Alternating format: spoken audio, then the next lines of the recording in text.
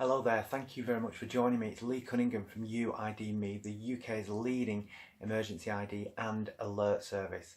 This video is the third of 3 short videos on child ID and child safety, specifically whilst out and about and travelling, whether that's far away tourist destinations or even just down to the local supermarket. So this one's about what we as parents should do in the event that our child goes missing. I would kind of like upfront say that the first 2 videos contain some really great information, specifically video number 2 on how to teach or what to teach your child to do in the event that they become lost, because really they're going to be instrumental in ensuring that they are immediately surrounded by safe people. If you cannot hear them, check the video out. It's got some, what I think is groundbreaking research from a guy over in America called Jonathan Tarbucks, who teaches children with autism on how to deal with this situation. And it's a method that I think could really quite easily cross over, and it should be taught to all children from kind of like 4 years old upwards. Things I think that you can do in order to prepare for success in the first instance is to educate your child, is to kit them out with child ID products such as, you know, the Vital ID wristbands. The ones that we do, obviously coupled up with the UID Me service, means that that very simple wristband can not only be accessed with a smartphone, tablet or PC by a first responder, a helper or someone from a medical team, but it can also immediately alert family, parents, mobile phones to let them know that the child's profile has been accessed. In addition, it can also include in the alert the contact details of the very person that's helping your child. So, you know, these child ID products kind of really helping. This year alone, and that's kind of what steered this research, is the fact that we have absolutely crushed it this year in terms of child ID. Has been massive for us, and it's all on account of the fact that this new service where the UID Me system notifies the right people at the right times in, unfortunately, the wrong circumstance. So it really does help. Another thing, a quick thing from video number 1 would be to take a photograph of your child before you go out that day. Make sure that you know what they're wearing, because in the event, you know, in that horrific ordeal when you realise your child's not with you, you can quite easily forget what they're wearing. So having a really recent photograph, i.e. that morning or before you go out, is a really good idea. And, you know, most of us have got smartphones now. Just take a quick picture and it's there and it's done.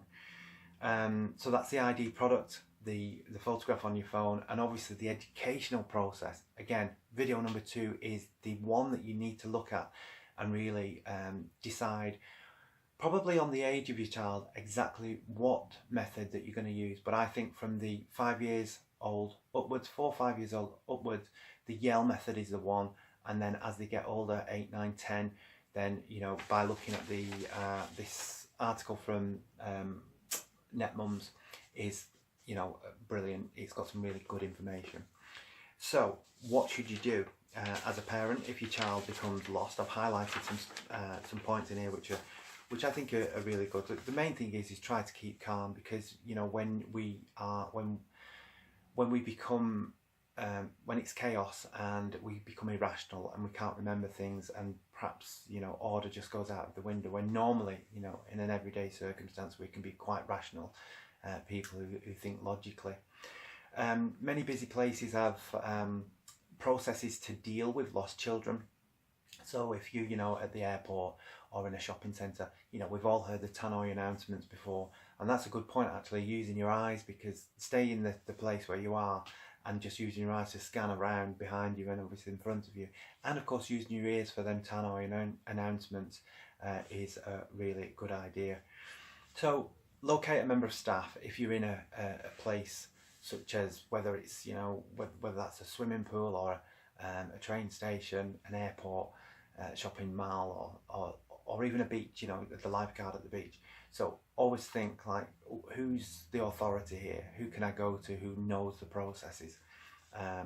And approach them, and don't be fearful that you're wasting the time, because let's face it, you know, it's as serious as it can get when your child is no longer by your side.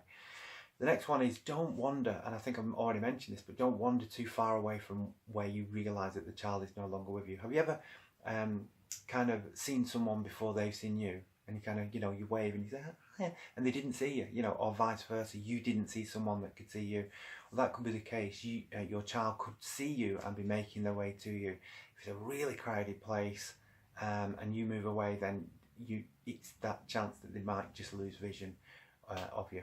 So a stationary target, if you like, is better than a moving one. We've gone over the tannoy announcements, so keeping your ears open for that. And then there's just, I think, one more thing, which is